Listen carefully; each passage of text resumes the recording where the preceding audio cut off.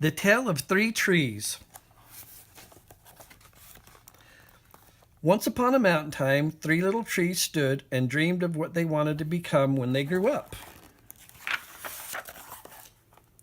The first little tree looked up at the stars, twinkling like diamonds above him.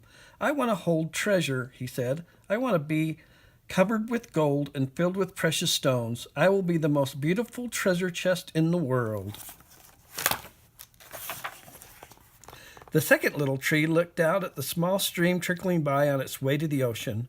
I want to be a strong sailing ship, he said. I want to travel mighty waters and carry powerful kings. I will be the strongest ship in the world. The third little tree looked down into the valley below where busy men and busy women worked in a busy town. I don't want to leave this mountaintop at all, she said. I want to grow so tall that when people stop and look at me, they will raise their eyes to heaven and think of God. I will be the tallest tree in the world. Years passed, the rains came, the sun shone, and the little trees grew tall. One day, three woodcutters climbed the mountain. The first woodcutter looked at the first tree and said, "This tree is beautiful. It is perfect for me." With a swoop of his shining axe, the first tree fell. Now I shall be made into a beautiful chest, thought the first tree. I shall hold wonderful treasure. The second woodcutter looked at the second tree and said, "This tree is strong. It's perfect for me." With a swoop of his shining axe, the second tree fell.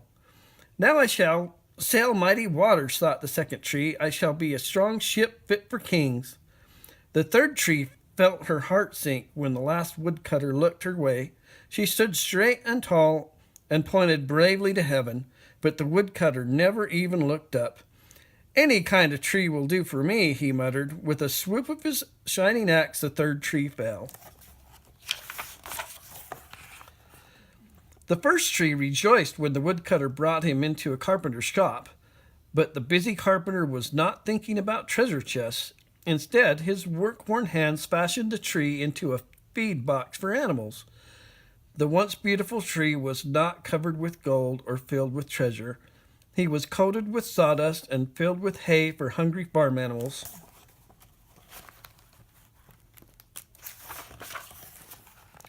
The second tree smiled when the woodcutter took him to a shipyard, but no mighty sailing ships were being made that day.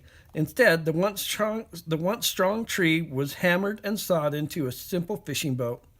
Too small and too weak to sail an ocean or even a river, he was taken to a little lake. Every day he brought loads of dead, smelly fish.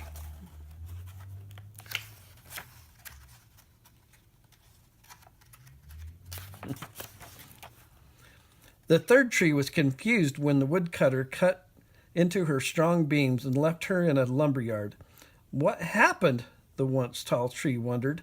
All I ever wanted to do was stay on the mountaintop and point to God.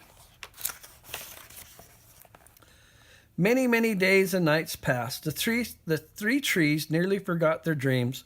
But one night, golden starlight poured over the first tree as a young woman placed her newborn baby in the feed box. "I wish I could make a cradle for him," her husband whispered. The mother squeezed his hand and smiled as the starlight shone in the smooth and sturdy wood. "This manger is beautiful," she said, and suddenly the first tree knew he was holding the greatest treasure in the world. One evening, a tired traveler and his friends crowded into the old fishing boat. The traveler fell asleep as the second tree quietly sailed out into the lake. Soon a thundering and thrashing storm arose. The little tree shuddered. He knew he did not have the strength to carry so many passengers safely through the wind and the rain. The tired man awakened. He stood up, stretched out his hand, and said, "Peace!" The storm stopped as quickly as it had begun, and suddenly the second tree knew he was carrying the King of heaven and earth. One Friday morning, the third tree was startled when her beams were yanked from the forgotten woodpile. She flinched as she was carried through an angry, jeering crowd. She shuddered when soldiers nailed a man's hands to her. She felt ugly and harsh and cruel.